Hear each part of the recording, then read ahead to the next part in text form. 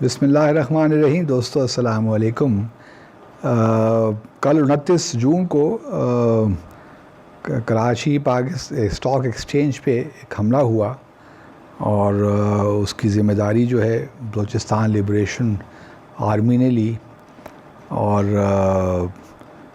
اب اس پہ کیا بندہ کہے، کیونکہ ہم تو بڑے عرصے سے یہی بات کر رہے ہیں کہ بھارت کبھی بھی نہیں چاہے گا کہ پاکستان اقتصادی طور پہ آگے بڑھے، اور اسٹاک ایکسچینج کی بلڈنگ پہ حملہ کرنے کا مقصد بڑا واضح ہے کہ وہ دنیا کو بتانا چاہتے ہیں کہ پاکستان جو ہے وہ اس کو ہم نے اکنامکلی گروتھ نہیں ہونے دینا، اس کے لیے مسائل کریٹ کرنے، اور پھر بلوچستان سے چونکہ کرایا ہے تو وہ گوادر کا ایشو بیچ میں آ جاتا ہے، سی پیک کے حوالے سے معاملات آ جاتے ہیں، تو پورا ایک کانٹیکسٹ ہے۔ اور اس میں میں صرف بھارت کو ہی مورد الزام نہیں ٹھہراؤں گا، اس کی پشت پناہی میں تو یہاں تک کہتا ہوں امریکہ بھی ہے، کیونکہ امریکہ بھی نہیں چاہتا کہ BRI جو ہے بیلٹ روڈ انیشیٹو یا سی پیک جو ہے وہ کامیابی سے ہمکنار ہوں، کیونکہ اس وقت جہاں عالمی سطح پہ بہت سی تبدیلیاں آ رہی ہیں، وہاں ہم دیکھ رہے ہیں کہ امریکہ کو پریشانی ہے چائنا کی ترقی سے، اور جس طرح وہ آگے بڑھ رہا ہے، اور خاص طور پہ BRI اگر بن جاتا ہے تو یہ 3 بر اعظموں کو ملائے گا، اور جو ہے چائنا کے لیے تو پھر مواقع ہیں اس میں یقیناً، اور بہت سے ممالک بھی فائدہ اٹھائیں گے بشمول پاکستان کے، اور اسی طرح ایشیا میں، افریقہ میں اور یورپ میں بہت سے لوگوں کو، بہت سے ممالک کو فائدہ ہوگا۔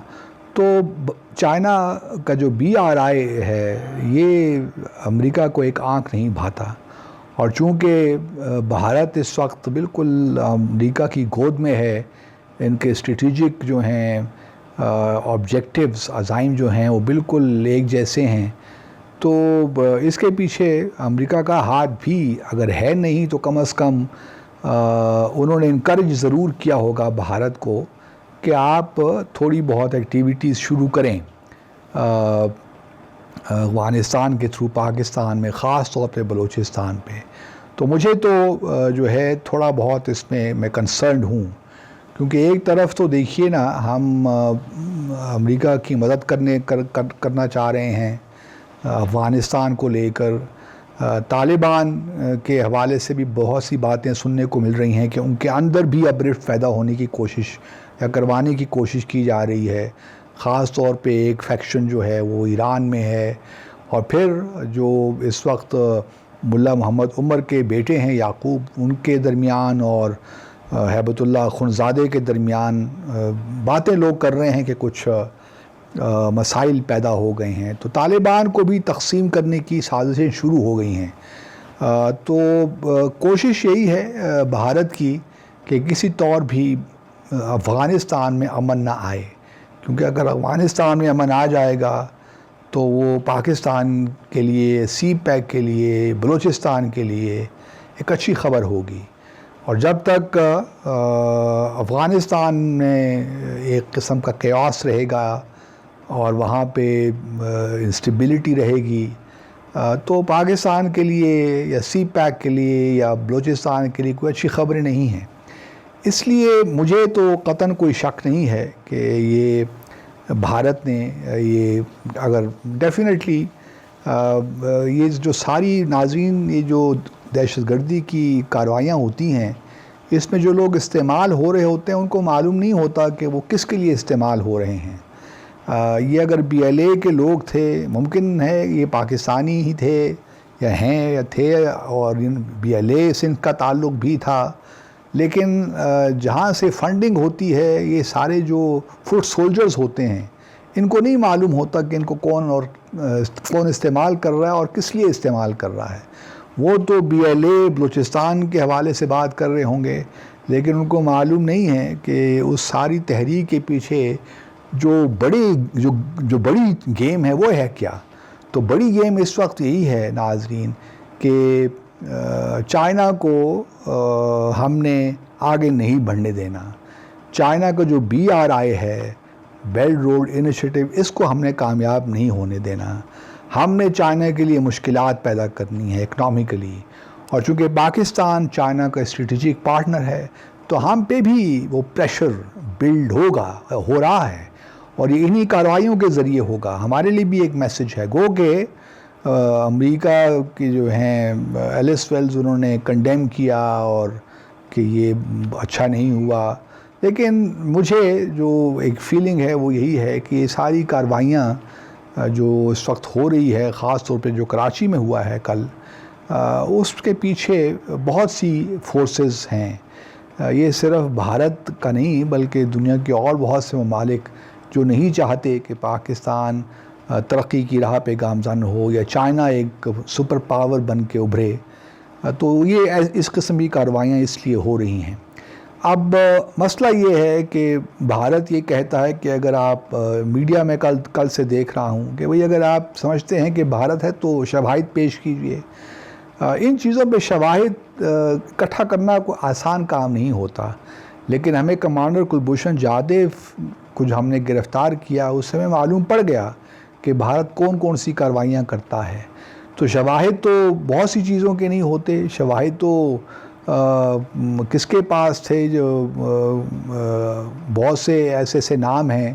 1267 جو ہے کمیٹی UN کی، اس میں بہت سے نام ہیں جن کے بارے میں کوئی شواہد نہیں ہیں.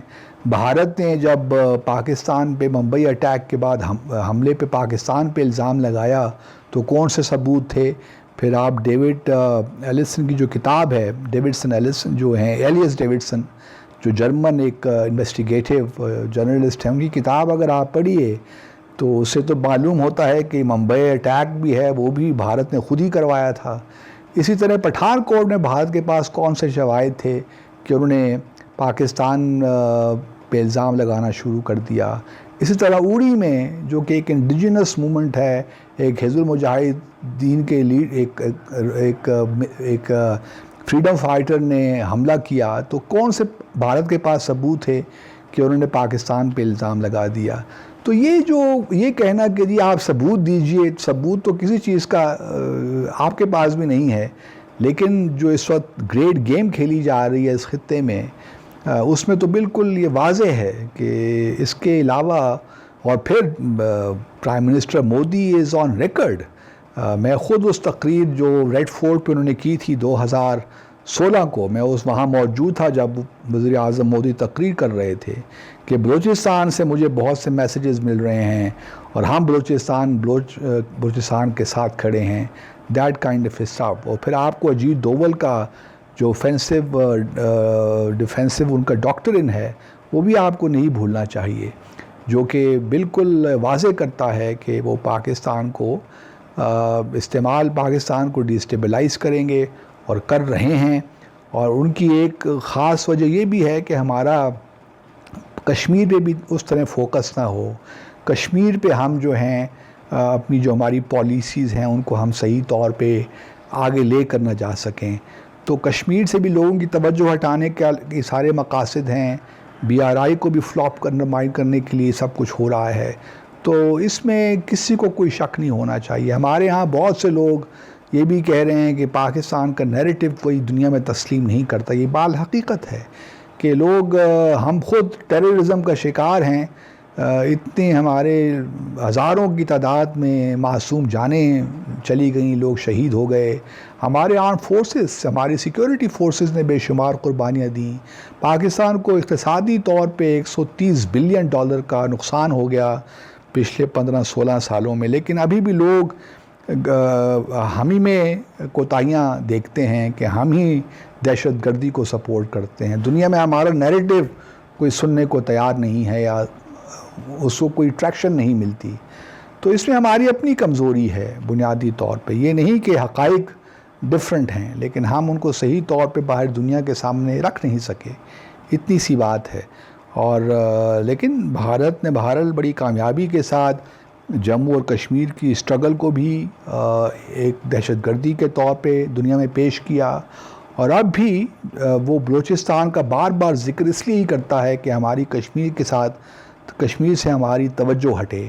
یا ہم کشمیر پہ اپنی تھوڑی بہت جو ہے فلیکسیبلٹی دکھائیں، کوئی کمپرومائزز کر لیں. تو ہمیں تھوڑا سا ان چیزوں میں اب احتیاط کرنی پڑے گی. اور میں جو پاکستان اسٹاک ایکسچینج کے جو وہاں پہ گارڈز تھے ان کو ان کے حق میں دعا کرتا ہوں، اللہ تعالیٰ ان کے اہل عیال کو صبر جمیل عطا فرمائے. شہید ہوئے افراد وہاں پہ اپنی جانوں کے نذرانے انہوں نے پیش کیے تاکہ جو باقی لوگ ہیں وہ حیات رہیں. تو پاکستان کے لیے ایک مشکل وقت ہے ناظرین، لیکن ہم سب نے جو بھی بھارت کی اس وقت مذموم عزائم ہیں، ہم نے مل کر ان کو انشاءاللہ ناکام کرنا ہے. اللہ ہم سب کا حامی و ناصر ہو. پاکستان زندہ باد.